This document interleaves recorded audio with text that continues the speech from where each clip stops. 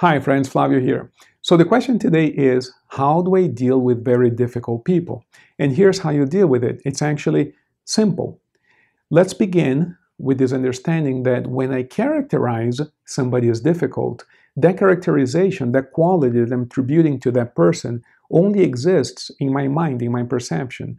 In other words, if I say to you that John over here is a difficult person, but Peter over here is a very nice person, both of those qualifications, difficult and nice, exist and are projections of my own mind. You see, I perceive John as difficult, so I tag him in my mind as difficult, and I perceive Peter as being nice, and I tag him in my mind as being nice. That doesn't say anything about who John and Peter actually are, because we don't really know them. No matter how long you know a person, you don't really know them. You only have a perception of them. We have a facsimile of the person in our minds through our perception. So we don't really know the person. And that's important to realize, because the exercise I'm about to share with you has nothing to do with that person. It's not harmful to the person because you're not acting on the person in any way. You're simply modulating your perception of the person. And as our perception of the person changes, the relationship with the person changes. And if you don't have a relationship with the person anymore, at least the way you feel about it changes, because all of it is internal to you. So here's how you do it. When you have a difficult person in your life, what you want to do two things. The first thing is you want to decrease the difficult representation that only exists in your mind. So you imagine the person in front of you, and then you imagine the figure of the person decreasing in size.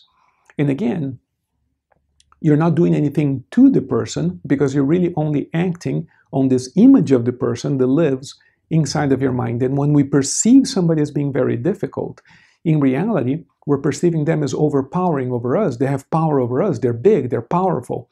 You see, they control us in some way. Otherwise, we wouldn't label them as difficult. If we felt that we had power over them, if we felt that we controlled them, if we felt that we were in some way superior to them, we wouldn't call them difficult. You see, that label, difficult, only occurs because we feel overpowered by that person. And the representation of power in the mind, in the subconscious mind, is one of size. You see, we can deal with size in the mind.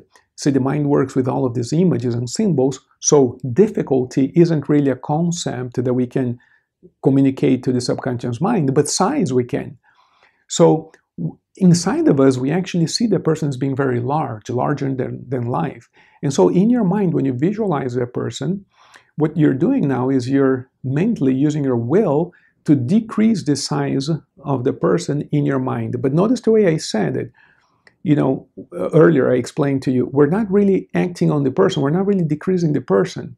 Not that we could anyway, even if we tried. What we're doing is we're acting upon an image of the person or a perception of the person that lives inside of our minds. That we can do. We're not interfering with anybody else's life. So as you begin to visualize that the image of that person in your mind, the decreasing in size, it becomes less and less important to you, and you no longer perceive them as being difficult. Your feelings towards that person change, therefore your behaviors towards that person changes, and as a result of that, naturally, that person might change towards you. So a person might say, yeah, so you did act upon them. Well, indirectly, in other words, because if we actually pay attention, the way you treat that person actually changed as a result of changing the representation in your mind, and this is really, really important. So the second thing that you need is to realize this. When you characterize somebody as very difficult in your life, you cease to focus on your own path in life. Everything else loses importance.